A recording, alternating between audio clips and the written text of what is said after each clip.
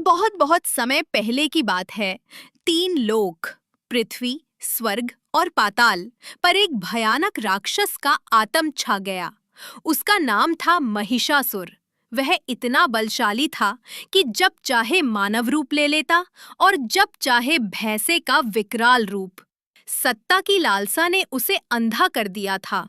उसने वर्षों तक कठोर तपस्या की। तप से प्रसन्न होकर जब ब्रह्मा जी प्रकट हुए तो उसने चतुरता से वरदान मांगा।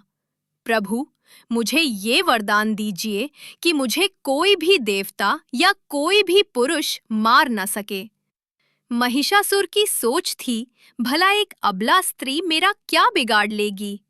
ब्रह्मा जी ने तथास्तु कहा और यही वरदान महिषासुर के विनाश का कारण बन गया।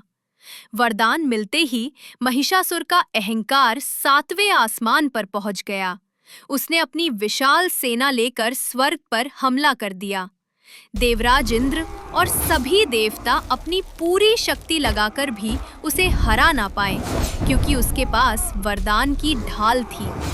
महिषासुर ने स्वर्ग पर कब्जा कर लिया और खुद को 3 लोकों का स्वामी घोषित कर दिया। धर्म, न्याय और सत्य का स्थान अब अधर्म और आतंक ने ले लिया था। हताश और अपमानित देवता सहायता के लिए त्रिमूर्ति ब्रह्मा, विष्णु और महेश के पास पहुंचे। देवताओं का दुख देखकर त्रिमूर्ति क्रोध से भर उठे। उनका क्रोध इतना तीव्र था कि उनके मुख से और सभी देवताओं के शरीर से एक तेजस्वी प्रज्वलित ऊर्जा बाहर निकली। ये ऊर्जा एक बिंदु पर एकत्र हुई और इसने एक अलौकिक तेजस्वी नारी का रूप ले लिया। ये थी परम शक्ति माँ दुर्गा।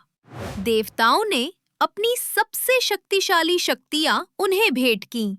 शिव ने अपना त्रिशूल दिया, विष्णु ने अपना सुदर्शन चक्र और इंद्र ने अपना वज्र।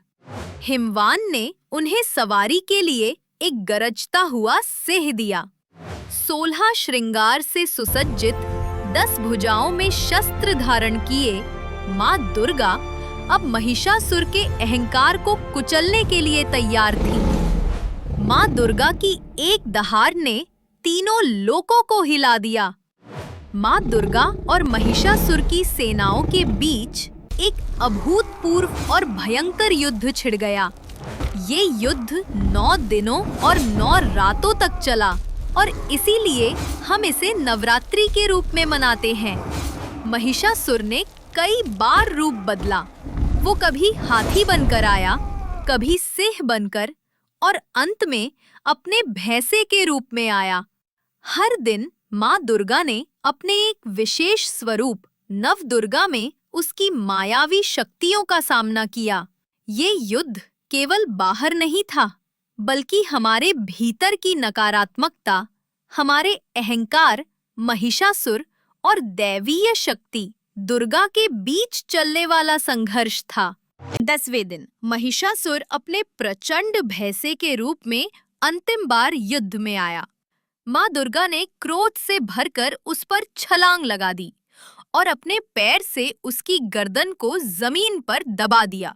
जैसे ही महिषासुर भैंसे के शरीर से निकलकर मानव रूप लेने की कोशिश करने लगा, माँ दुर्गा ने बिना एक पल गवाए अपने तेजस्वी त्रिशूल से उसके हृदय पर वार किया और फिर अपने खड्ग से उसका सिर काट डाला।